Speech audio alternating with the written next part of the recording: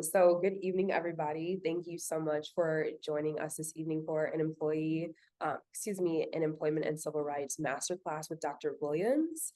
My name is Blair Rodenbiker, and I'm the program manager for RJI, and I'm so excited that you're here.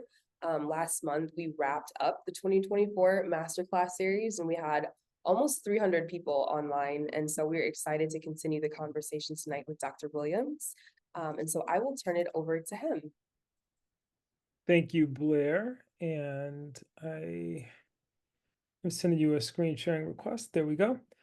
We have a lot to cover tonight in terms of employment and civil rights. And I want to be clear in beginning this conversation that, and the title of which is No Work is Insignificant, Diversity, Employment, Racial Justice in the Aftermath of the Civil Rights Act of 1964. This process of historical recovery, this idea that history should inform the way that we think about our contemporary moment and contemporary challenges, is very important because employment was central to the civil rights movement of the 1950s and the 1960s. When we think, for example, about the March on Washington, it is a march that is for jobs and freedom, jobs being positioned first in a way that A. Philip Randolph, Martin Luther King, and the other organizers of the march framed what the demands were in DC in 1963. The Civil Rights Act of 1964 was meant to codify access and opportunity around critical issues of racial justice, but employment was a key among them. But our conversation today won't only be about employment as we understand it through the lens of civil rights, but going and the civil rights movement, but going further back than that. So just to go over our mission very quickly in terms of masterclass. Sorry about that. Can you still see my screen, Blair? Yes. You can, but I can't. There we go. Our masterclass is designed to inspire change through the lens of historical recovery, and we work collaboratively with individuals and organizations to create knowledge of the racial history of the United States. Our mantra is that you really can't think about making systemic change until you understand that history and how to move forward, and that's critical. Couple of disclaimers very quickly. First and foremost, this presentation is intended to highlight issues of historical significance related to racial justice and equity. It does not endorse or support any political party. There will be things that I will talk about tonight of a political nature that should not be read as an endorsement in any way. Any discussion of politics are incidental to the focus on historical events and their impact on racial justice and equity. And then secondly, trigger warning. This presentation contains sensitive content related to racial discrimination and injustice. Some material may be distressing or triggering. Please engage with care and take breaks if needed. Having said that, what are our learning objectives for this evening? Well, first and foremost, we want to examine the historical injustices of anti-Black racism in employment and their lasting impact on contemporary workforce inequities. We want to analyze how discriminatory hiring practices, wage disparities, and exclusionary practices in the past continue to inform today's challenges in promoting diversity, equity, inclusion, and belonging in the workplace. Number two, we want to understand the intersection of race and gender in the labor market, particularly regarding the experience of Black women, the historical experience of Black women. We want to do this by exploring how Black women's roles in domestic work in particular and other undervalued sectors within the economy, combined with their exposure to workplace discrimination and unsafe conditions, can provide critical insight into ongoing DE&I challenges related to gender and racial equity. Third, we want to assess the persistent Black-white unemployment gap as its significance in modern discussions of workforce inclusion. Investigating how the historical marginalization of Black labor contributes to the enduring racial unemployment gap and what this disparity reveals about systemic barriers to achieving true equity in employment today. And then last but not least, we want to connect historical patterns of racial and gendered exploitation to current DE&I efforts. We're going to explore how the lessons from Black women's historical struggles in the labor market can inform contemporary DEI strategies, particularly in fostering safer, more inclusive, and equitable workplaces for people of color and for women. For those of you that are reading True Pettigrew's book, How Can We, or We Can All Be Bridge Builders, you want to think about this in the context of the 4 Ps that he proposes: process, people, provision, and purpose. Process, what we do; people, who we do it for; provisions, how we do it; and purpose, why we do it. And that should inform that last piece as well.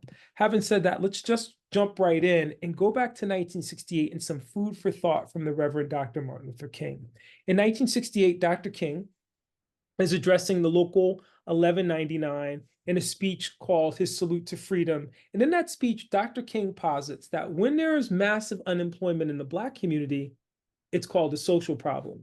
But when there's massive unemployment in the white community, it is called a depression.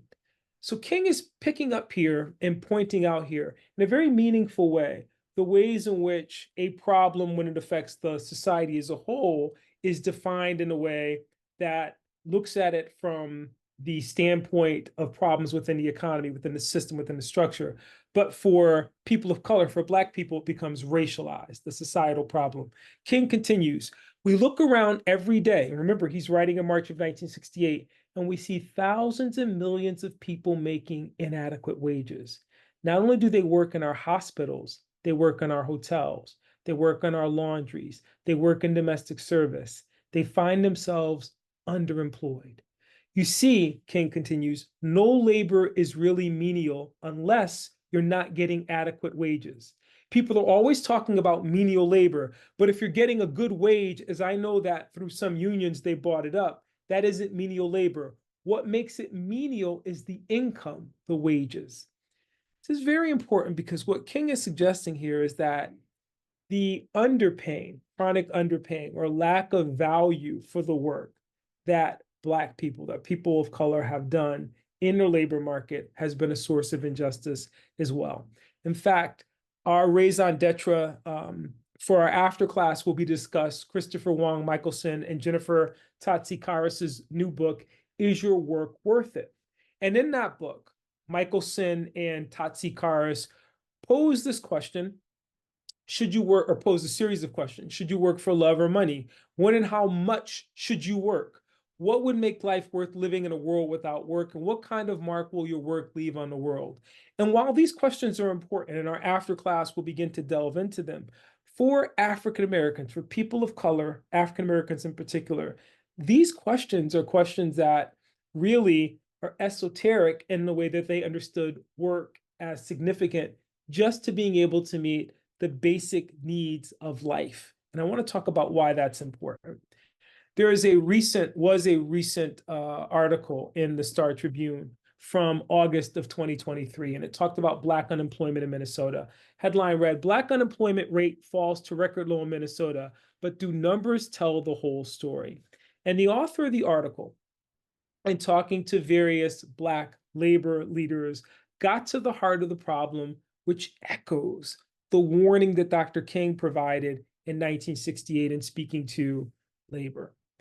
In that article, the one from 2023, the author notes, Kenya McKnight-Ahad, founder of the Black Women's Wealth Alliance, raised concerns that unemployment data might not fully represent the experience of Black workers, particularly distinguishing between US-born Black Minnesotans and African immigrants. She highlighted persistent job and housing issues, noting increased suffering in the North Side since COVID-19 and the recent social unrest. I want to be clear that what McKnight-Ahad was getting at was the fact that unemployment numbers could be low, and yet access to things of necessity to individuals and families, housing, healthcare, could still be out of their reach because their wages weren't meaningful in the way that Dr. King talked about. The article continues, McKnight-Ahad pointed out that many Black workers who disproportionately fill roles in hard-hit sectors like retail and hospitality face severe impacts from the pandemic. They were let go during the pandemic as the economy slowly came back online. Many of those people remain unemployed. And this is part of the problem. So just getting back into the labor market in and of itself is a challenge. And then looking at their wages in relation to that work that they perform is critical.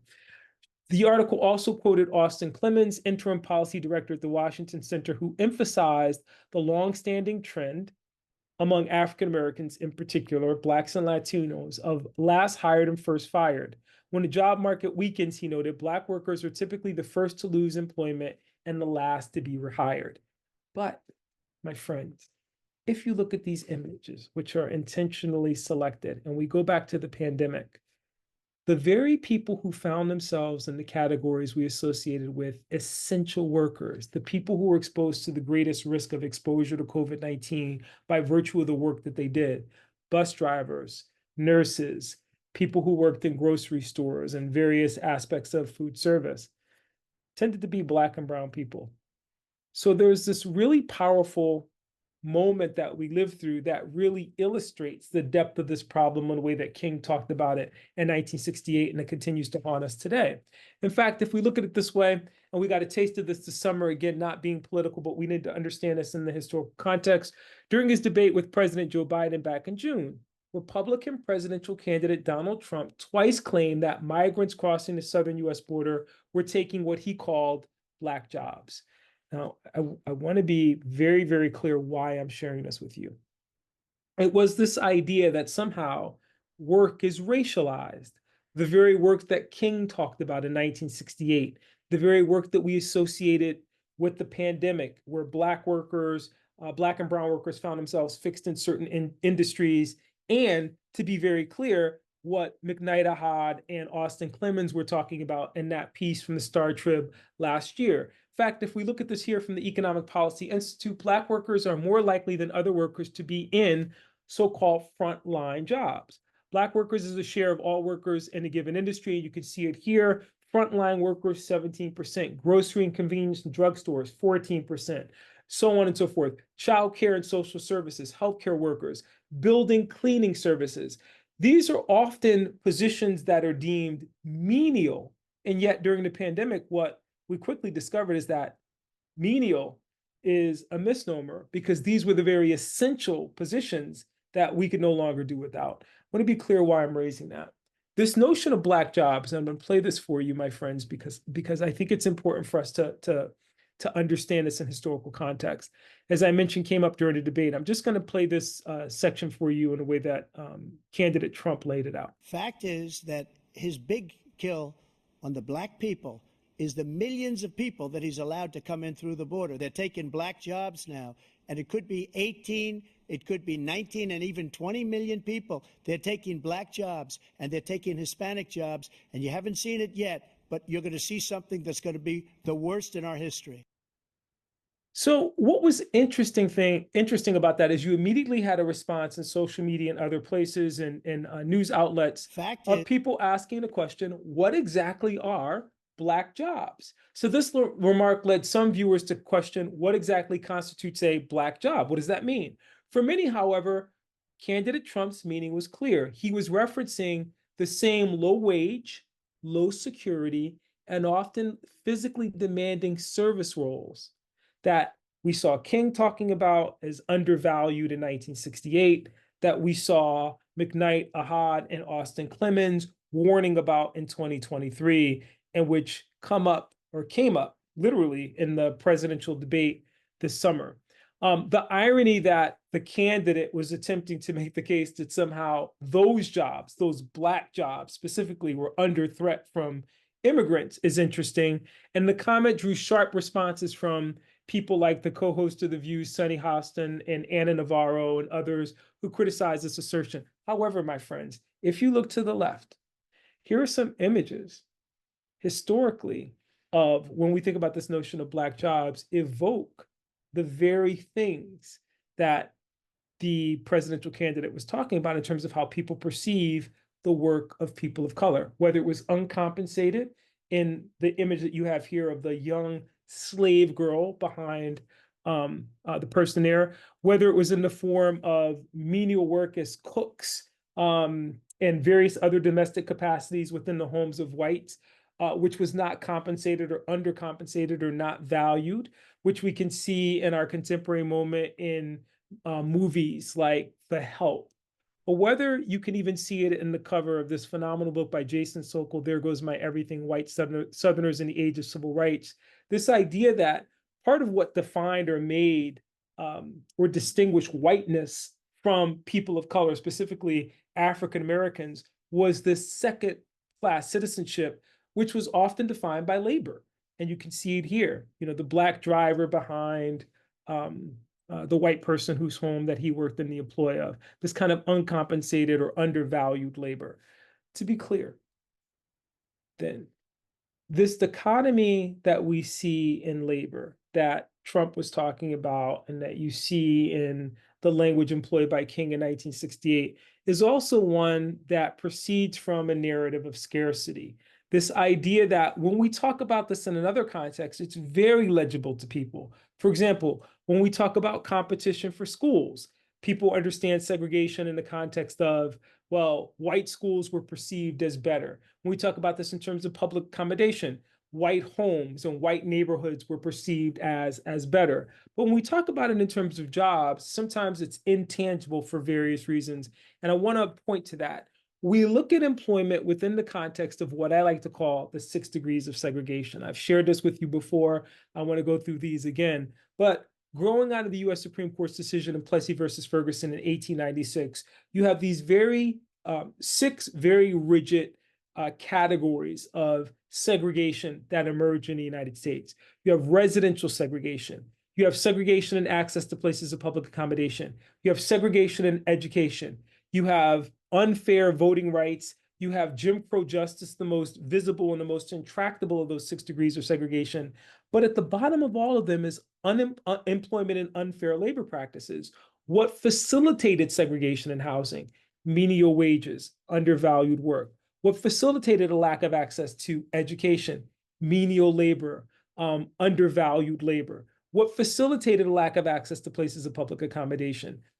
It comes down to what you see in this cartoon from Herblock from 1963 and that last window, job opportunities restricted. I want to be clear in sharing that with you, that when we think about this, and we think about this in the context of civil rights agitation on the part of African Americans during the civil rights movement of the 1950s and 1960s, this idea that these jobs were not only limited, but they were also jobs that were hostile and unsafe is important. Let me be clear what I mean by that. They're not just limited job opportunities, but they're limited job opportunities for jobs in which people of color often faced hostility and unsafety within the job themselves. You have on the left an image of a young man who was part of the sanitation workers strike in 1968. When Dr. King is assassinated in Memphis in 1968, he's there on behalf of sanitation workers who were striking for not only better wages, but safer working conditions. You can see this with the Delano farm workers strike, led by Dolores Huerta and Cesar Chavez, and what individuals in that particular moment were asking for. And you can also see it in contemporary struggles around employment in terms of how we talk about diversity, equity, and inclusion, and this whole notion of workplace safety, including psychological safety. I want to be clear then that part of this really pivots around the ways in which in our contemporary moment, people are attempting to push back on discussions about diversity, equity, and inclusion in the workplace, flowing from the Supreme Court's decision in Fair versus Harvard, which was a decision ostensibly about education. It was a case that was dealing with the issue of whether race could be used in determination about admissions into colleges and universities. And in that decision, you had Ketanji Brown Jackson writing a dissent in which she made the argument, and this is critical for the way that we understand employment historically. Our country has never, she wrote, been colorblind. Given a lengthy history of state-sponsored race-based preferences in America, to say that anyone is now victimized if a college considers whether that legacy of discrimination has unequally advantaged its applicants fails to acknowledge the well-documented intergenerational transmission of inequality that still plagues our citizenry. Again, very difficult or very easy for people to understand that in the context of education. Seems abstract, but it's very real in the way that we think about employment. In fact, Ketanji Brown Jackson goes one step further. Slavery should have been and was to many self-evidently dissonant with our avowed founding principles. When the time came to resolve that dissonance, 11 states chose slavery. They chose the Civil War. The irony is that in the aftermath of that war, when there was a real opportunity to create equity and equality in labor, when you had this promise growing out of the Civil War at the beginning of Reconstruction of the opportunity for African Americans, people of color, Black people, to enjoy the full fruits of citizenship, including being fully compensated and valued for their labor, that's where the greatest injustice and the greatest failure took place, because that didn't happen. In fact, the 40 acres and a mule that famously people talk about in association with emancipation never materialized in Georgia or elsewhere. In the words of one historian, Eric Foner, Black people got, quote unquote, nothing but freedom. And that freedom was tenuous without any kind of economic foundation in order to ensure access to those things that would have made that freedom tangible in terms of housing, education, the building of intergenerational wealth, so on and so forth. It's a lot to take in, but I want you to understand this in this context. In response to the presidential debate this summer, utilizing hashtags like Black Job and Black Jobs on social media, Black professionals such as physicians, judges, attorneys, accountants, and engineers highlighted the presence and participation of Black people across various industries. They were trying to make the case that we're represented, Black people are represented, people of color are represented in all jobs, in all fields. And many of those individuals shared photos of themselves in the workplace to challenge the notion that certain roles are exclusively Black jobs.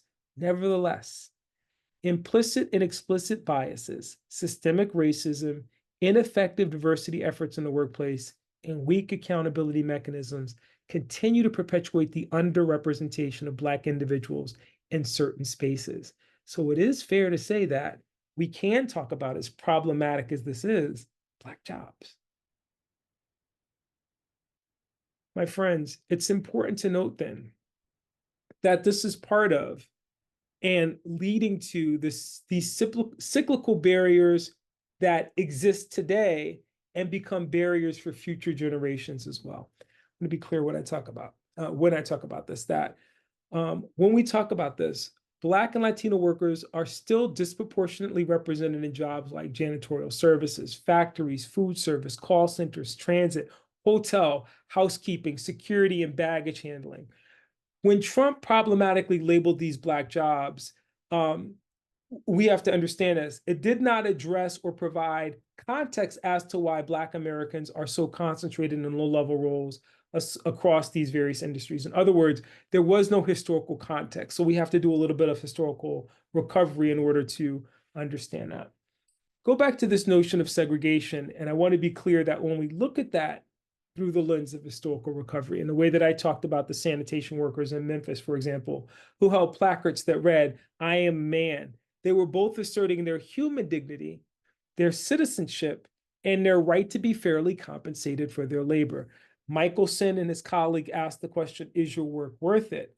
But literally in this moment, as we can see these protests, you had individuals who were asking the question, do you even recognize my humanity? The reason that's important, my friends, is that coming out of the Civil War, as we think about this transition from slavery to freedom, the question is fundamentally, what had the civil rights movement changed? And you've got historian Ira Berlin in his book, Coda, Free at Last, The Long Emancipation, Demise of Slavery in the United States, arguing, and this is critical, the Civil War changed nothing and everything. It's difficult for us to sit with us, but think about it in this way. Emancipation took place, and yet African Americans, people of color, Black people still found themselves with this precarity around the most foundational pillar to freedom, and that was employment, the ability to be able to establish and have access to a home and to build intergenerational wealth. Berlin writes about it in this way: Black men and women, slave and free, remained in the vanguard of a movement for universal freedom, demanding immediate emancipation. As emancipation became the issue that could not be avoided, the status of the newly freed slaves rose to prominence. In other words, as slavery was on its last heels, the question then became, what would the status be of these formerly emancipated people in the Republic? Would they be full and equal citizens, or would they occupy some degraded secondary status? we know the answer to that, again, in terms of the advent of Jim Crow, but employment was critical to that. You see this in a famous dissent, excuse me, you see this in a response from African-American faith leader, Bishop Henry McNeil Turner, to the United States Supreme Court's decision in the civil rights cases of 1883. 5 infamous cases in which the Supreme Court in 1883 ruled that African Americans did not have an absolute right to access to places of public accommodation free from discrimination, that businesses could discriminate based on color. And you have in this piece that was written by Bishop Henry McNeil Turner, him lashing out and making a statement which should bring together, I hope, for all of you, what I've shared this evening in terms of this connection between King's conversation, the conversation from the 2 individuals from 2023, and the presidential debate, where McNeil Turner writes, Black people may come as servants into all the hotels, inns, theaters, and parlor cars, but they shall never be received as equals, as other persons. He's writing this in 1884, but I want you to think about those images from 1963 and then from 1968. In fact, he goes one step further. A Black woman with a white baby in her arms may go to the table in the finest and most aristocratic hotel, and there as a servant be permitted to associate with all present of whatever nationality. The same woman, unaccompanied by said baby, or coming without the distinguished rank of servant, is given to understand that she cannot enter. What is more, by the Bradley infamous decision may be by force of arms prevented from entering. A Black person whose father is a white man and whose mother's father was white, if marked sufficiently to tell that he's somewhat Black, is denied admission into certain places. The same resorts or places of entertainment being readily granted to the inky dark person who's accompanying an invalid white man. It was this exaltation he's arguing of this so-called menial labor, but it was labor that was closely associated with the legacy of slavery. McNeil Turner goes one step further. The gambler, the cutthroat, the thief, the despoiler of happy homes, and the cowardly assassin need only to have white faces in order to be accompanied with more celerity and respect than our lawyers, doctors, teachers, and humble preachers. Talk about the Dred Scott decision, he concludes, why it was only a molehill in comparison with the substructing rocky mountain to the freedom of citizenship. 2, employment, to fair labor practices, to equity, to inclusivity. My friends, I share that with you because if we think about this idea of Black jobs before and after the Civil War, before the Civil War, it's slavery. After the Civil War, it is a host of economic arrangements which in many cases recreate the inequality of slavery. So you have sharecropping, the crop lien system, and debt peonage, which essentially underpay and undervalue Black workers for their labor. You have the pay disparity, often payment being dependent on a crop, and then all kinds of chicanery around the manner in which those payments are made. You have a denial of African Americans, people of color, Black people into the skilled trade, so segregated unions. You have outright barring from union membership. And then by the time we get to the 1960s, 1970s, after you have a Civil Rights Act of 1964, you have the process of deindustrialization, which makes those once potent union jobs, which helped to build the white middle class, now unavailable, leading to the inevitable spiral in inner cities where African Americans remain trapped, unable, having not built that intergenerational wealth, to escape, to move out, to have access to educational opportunities, so on and so forth. In fact, my friends, according to a 1999 analysis of census data, the Black-white employment gap seems to have originated in the 1940s. So this isn't something that we can go back and even just talk about it in slavery, but this gap that we talk about in our contemporary moment really originates in the 1940s. While various labor economists, sociologists, and other researchers have proposed numerous explanations for the persistent 2-to-1 disparity ranging from differences in the types of industries employing Black and white workers to so-called skill gaps, there's no clear agreement among them on the root causes. And I want to talk to you about what those root causes are tonight and wrap up in this way. 1942, it's interesting that they agree, at least there, you have the push for what was the first March on Washington, the proposed first March on Washington from A. Philip Randolph, Black labor leader.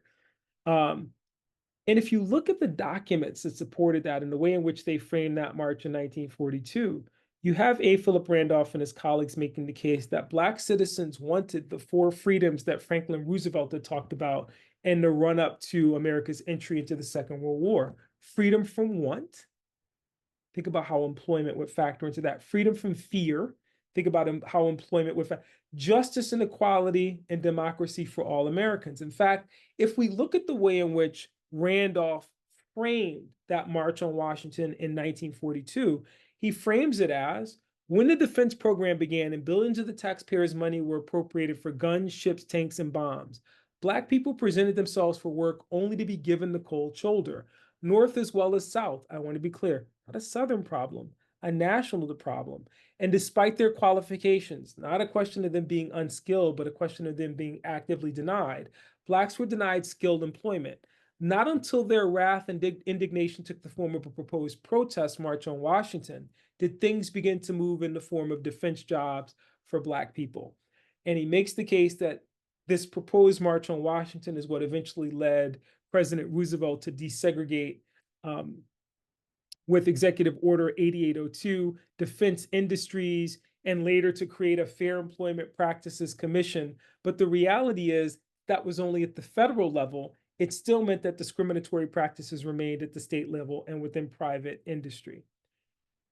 So we talk about all that, and we provide all of that as a backdrop to talk about the unique position of Black women within this conversation. And to do that, I want to go back to Dr. King and a history lesson he provides in October of 1965 to the Illinois chapter of the AFL-CIO, convention, not the chapter, the convention in October of 1965.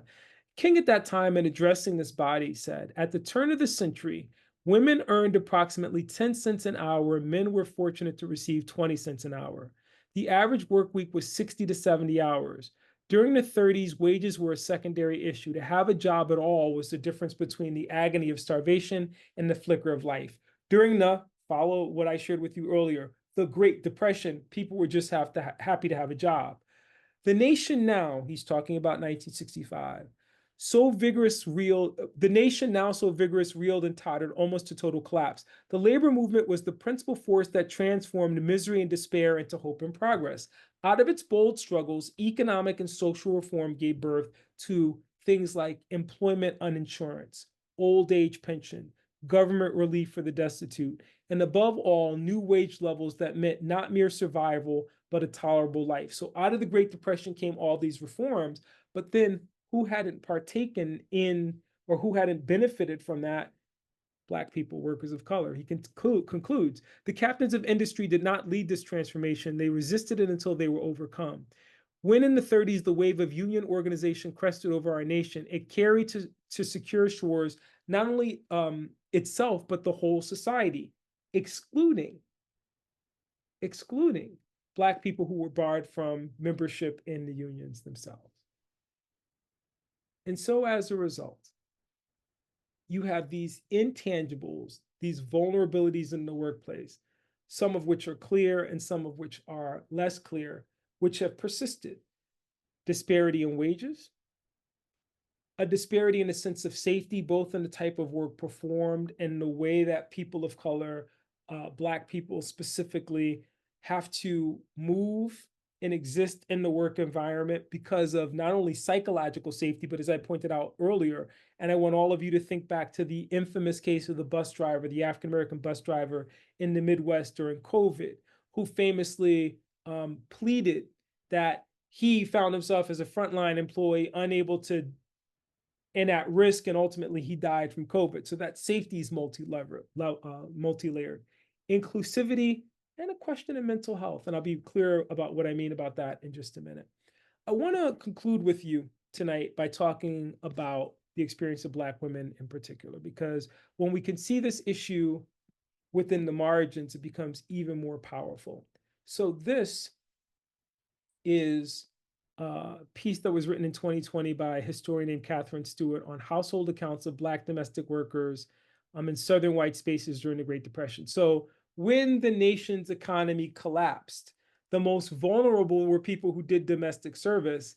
And there was a trend in that moment to reduce the wages of these people, these women who were not unionized and who worked in highly precarious situations because there was nothing to govern how they were treated. They didn't have unemployment insurance. They didn't have any of the protections that ultimately came out of the labor movement of the 1930s that King talked about, and they remained vulnerable in the workplace as a result. Full disclosure, my grandmother, great-grandmother, and grandmother were both domestics. And so this is a challenge I know intimately from my own family history. Catherine Stewart quotes or writes about in 1928, I'm quoting her, white student attending a private women's college in Georgia submitted a brief essay for her sociology class entitled Domestic Problem in My Home.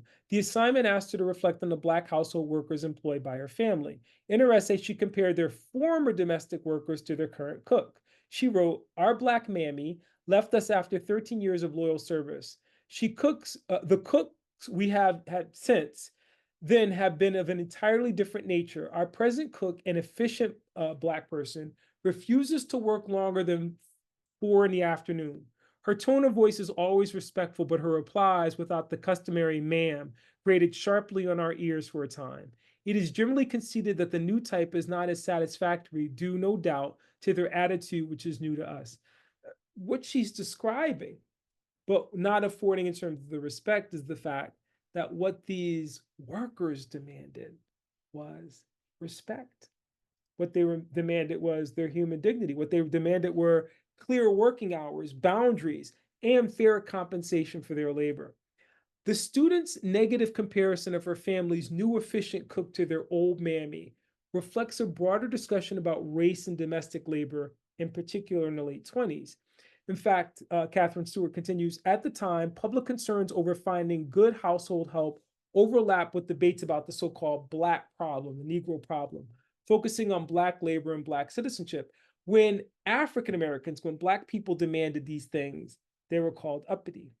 In the same way that King talked about the social problem as opposed to recognizing problems within the fabric of the economic system, the structures themselves. I want to be clear here that in writing about this, and this is important, Stewart is highlighting an issue that at the time was on the minds of many reformers, many civil rights activists like Marvell Cook from Minnesota and Ella Baker. In the 1930s, Marvell Cook and Ella Baker wrote an article, 1935, The Bronx Slave Market, which highlighted how Black women who were employed by wealthy white families from 1929, before and after the stock market crash, were treated. The idea is that before the stock market crash, the Great Depression drastically reduced, or excuse me, after the stock market crash, the Great Depression drastically reduced job opportunities, hitting African Americans, especially Black women, hardest. Those who did find work were paid meager wages due to competition from white and immigrant women who now moved into those spaces, who had once avoided domestic service, but now in clamoring for a job. Remember what King wrote, which I shared with you, when anybody was just happy to have a job, found themselves displaced at the time when, as that student was pointing out, they were just beginning to demand equality in the type of work that they did. 15 years after that Bronx slave market appeared in the Crisis magazine, Marvell Cook, who had established herself as a prominent journalist by this point, wrote a follow-up piece in 1950 just to prove that the problems that she and Ella Baker had highlighted in 1935 were not an anomaly. In that second piece, I was part of the Bronx slave market. She wrote, as the first Black woman at the paper, at the Daily Compass, she went undercover again to expose the harsh realities faced by Black domestic workers. Her series detailed their economic exploitation, physical strain, and the risk of sexual abuse by male employers, even suggesting her own experience of assault during the investigation. In other words, those 4 pillars that I shared with you earlier, the vulnerability of wages, a deep sense of safety, both psychological and otherwise, physical safety, the precarity of the job and the job itself, and very little protection and no one to complain to. In fact, Baker and Cook again highlighted in the second piece the vulnerability of Black women during economic crises. Cook's 1950 investigation revealed that despite policy changes, Black domestic workers, Black women in particular, still faced exploitation. In New York, for example, where there had been a push under Mayor LaGuardia to end or to deal with the question in a meaningful way, many Black women avoided Mayor LaGuardia's hiring halls to stay off employment records since they often received minimal state relief. In other words, when the state did create some type of reform to provide unemployment insurance, the money that was given was so meager that it was better for them to kind of fend for themselves. At the time, domestic workers in New York were excluded from minimum wage, hour laws, and workmen's compensation unless they worked for a single employer 2 days a week. So the very system lent itself to their continued exploitation, even in the face of reform.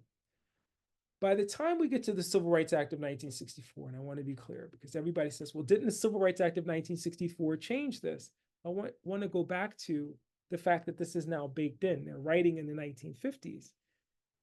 Domestic workers are excluded from minimum wage laws and workmen's compensation unless they work more than 2 days a week. And because of that, by the time we get to the Civil Rights Act of 1964, that prohibited discrimination based on race, color, religion, sex, or national origin, that ended segregation in places of public accommodation, including schools and employment, that provided for public accommodations and enforced equal voting rights, it would not have touched the lives of those on the margins and the margins. And even though you have this title there that protects employees from workplace discrimination because of sex, at this intersection of race and sex, Black women still found themselves incredibly vulnerable. Last example I'll provide for you is from 1986, the case of Michelle Vinson in the Supreme Court case, Meritor Savings Bank versus Vinson. This was one of these landmark early sexual harassment cases, which at its core was also about the nexus, the intersection between sexual discrimination and racial discrimination, how they worked in concert, how it was more difficult for a woman of color, a Black woman, to speak up about exploitation in the market because of this legacy of exploitation which had existed for so long without the protections in place in order to ensure that psychological safety and equal wages in the workplace. We also see this, my friends. We often talk about the confirmation hearings of Clarence Thomas in 1991 as being about sexual harassment. But the reality is, and I want to be clear, Anita Hill was sexually harassed while she worked for Clarence Thomas at the Equal Employment Opportunity Commission. This is the nexus of employment and the unsafety, the precarity that Black women in particular have faced in the job market, in the labor market, even when they've moved beyond those quote unquote menial Black jobs that were talked about this summer. Why am I saying this, or why am I sharing this? If we go back to those 4 pillars: wages, safety, inclusivity, mental health. In our contemporary moment, it's so easy to see these as simply being a manifestation of some newfangled effort to deal with these issues in workspaces without recognizing the deep-seated historical implications of what we really are tackling in our workspaces now. When Christopher Michelson and Jennifer Tatsi-Karas write in their book about how to think about meaningful work for people of color, for Black women in particular, if we really want to understand the problems in this country, we might do well to focus in particular on the experience of Black women in the workplace in terms of not receiving equal pay for equal work, in terms of that sense of being undervalued, in terms of still winding up, as Marvel Cook, as she's writing to expose what's happening in the Bronx slave market in New York in terms of domestic workers, she's still in 1950 the only Black woman on staff at the paper and deals with discriminatory practices and behaviors as the only Black woman on the paper. These are issues that resonate, that echo in our contemporary moment as well. My friends, when we talk about civil rights and economic justice then, and I share these images on the top because they're powerful and they show the ways in which employment has always been part of this, but how, again, if we look at the experience of Black women in particular, we get an even deeper we can gain even deeper insight into how they impact and echo in our contemporary moment. Rosa Parks was a domestic. We talk about Brown versus Board of Education and the children who are at the forefront of the Brown decision. The whole idea behind Brown versus Board of Education is that if you broke down educational barriers, that would mean access to better jobs and better pay. And yet the reality is, we go to the March on Washington from 1963, as I mentioned to you, a march for jobs and freedom, but a march for jobs and freedom that dealt with that at a level that wouldn't touch the people who were still occupied and found themselves trapped in those barriers established by, as I shared with you earlier, the cyclical, deeply problematic marginalization of the type of work performed by Black labor. So when we talk about that persistent disparity, 3 minutes here, in 1954, the first year that the Bureau of Labor Statistics provided consistent unemployment data by race, the average unemployment rate for white workers was 5%, while for Black workers it was 9.9%. And that has persisted since 1954, even though that's the first time they took those numbers. So the question is, why does that exist? I would suggest to you that there is a historical answer for that. If we look at this in terms of deindustrialization, the largest disparities in unemployment occurred in the late 1980s, when Black unemployment was up to 2.77 times higher than white unemployment, largely due to a decline of manufacturing industries that had employed a significant portion of African Americans. Interestingly, the smallest gap appeared during the Great Recession in the summer of 2009, when white unemployment surged so quickly that Black unemployment rate was only 1.67 times higher. Now, that's interesting because it's exactly what Dr. King suggested in talking about, in speaking in 1968, when he said, well, when it's Black people, it's a social problem, and when it's white people, it's a Great Recession. It doesn't take on that same level of urgency. In fact, if we look at the Great Recession in particular, the data shows that Black or African-American workers were disproportionately affected by the recession, not only through declining labor force participation, but also through significantly higher unemployment rates. Historically, Minnesota has experienced a stark disparity in unemployment rates between Black and white workers, with Black unemployment often being double that of whites. In 2010, during the Great Recession, the Black unemployment rate in Minnesota reached 16.7%, nearly 3 times the white rate of 5.6%. Nationally, the gap was smaller, with Black unemployment at 14% and white unemployment at 6.8%. Minnesota ranked 5th in both the highest Black unemployment rate and the largest gap between white and Black rates that year. Why am I sharing this?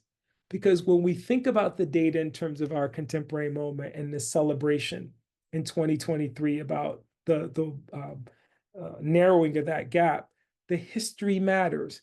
If we look at this period from the Great Recession through COVID, despite these disparities that I talked about in the previous slide that we saw in 2010 during the Great Recession, unemployment conditions for Black Minnesotans improved throughout the decades. They got better, but they really couldn't get worse.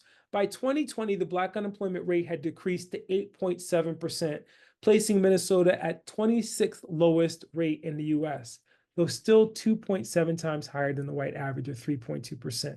And while that gap remained, it had narrowed to the 11th largest in the country.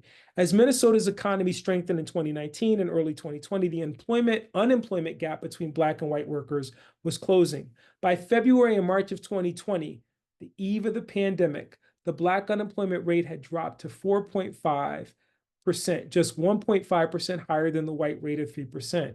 However, through the COVID-19 pandemic, those gains were severely reversed, and the Black unemployment rate more than doubled to 9% and 10% between April 2020 and April of 2021. Last hired, first fired. You can see it in the numbers. If we dig into the numbers, if we look at the history, if we understand those trends. So what can history teach us here? A couple of things very quickly. Martin Luther King in 1961, the United Auto Workers 25th anniversary dinner warned, new economic patterning through automation is dissolving the jobs of workers in some of the nation's basic industries. King at that time was talking about automation in terms of machinery that would take the place of human beings on the assembly line. And King in that moment said, "This to me is a catastrophe. We are neither technologically advanced nor socially enlightened if we witness this disaster for tens of thousands without finding a solution." I'm reading that to you, my friends, in 2004, in a moment where artificial intelligence poses a very similar type of threat. And the question is, who will be impacted as a result, particularly when we think about this in the context of coded bias, when we think about this in the context of race. King continued in that moment. "We are neither technologically advanced nor socially enlightened if we witness this disaster for tens of thousands without finding a solution." And by a solution, I mean a real and genuine alternative, providing the same living standard which were swept away by a force called progress, but which for some is destruction. The society that performs miracles with machinery has the capacity to make some miracles for men, if it values men, humanity, as highly as it values machines. King, in 1967, an address to the Teamsters in New York City, took that idea one step further and provided what should be some concluding wisdom for us as we look at African-American picketers for the Teamsters demanding job equality for all, not for Black people, for all, because it takes us back to what Ira Berlin suggested in the very beginning of this essay, that Blacks have been at the forefront, at the vanguard of these movements, but these movements have deepened democracy and economic justice for the society as a whole. And by recognizing those in the margins and the margins, the canary in the coal mine, so to speak, we might take something away that allows us to find a solution that meaningfully would address these issues in our contemporary moment. Today, King wrote or spoke in 1967, Blacks want above all else to abolish poverty in their lives and in the lives of the white poor. This is the heart of their program. To end humiliation was a start, but to end poverty is a bigger task. Let me be clear. To end humiliation was a start, but to end poverty is a bigger task. The menial wages, the psychological safety, the other things that we associate with efforts now that we would call diversity, equity, and inclusion, which are under assault. But recognize that there is a historical value in this conversation, the way that King is framing it. King continues, "It is natural for Blacks to turn to the labor movement because it was the first and pioneer anti-poverty program. Because what benefits people of color, Black people in the workplace, inevitably benefits everyone in the workplace." King continues, "It will not be easy to accomplish this program because white America has had cheap victories up to this point.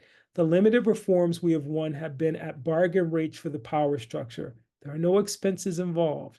No taxes are required for Blacks to share lunch counters, libraries, parks, hotels, and other facilities. Even the more substantial reforms, such as voting rights, require neither monetary or psychological sacrifice. The real cost lies ahead. To enable people of color, Black people, to catch up, to repair the damage of centuries of denial and oppression, means appropriations to create jobs and job training. It means the outlay of billions for decent housing and equal education.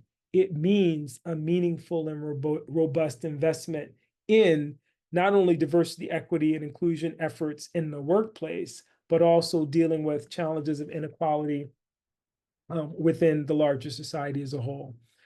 It allows us to think forward in the way that my good friend Kathy Island Madison, Chief Engagement Officer at Delta Dental, does when she says, in business, you don't hit your financial goals or sales goals and then say, our work is done. We look at the DE&I work as evolutionary. It's not a project or an event. It's intentionally woven into the work that we do every day. It is true Pettigrew's 4 Ps. And ultimately, if we understand it in the context of that larger history, which I shared with you today, not only does it help us understand us in the context of the objectives that I laid out to you, it forces us to contemplate the ways in which our history is both an invitation and an indictment.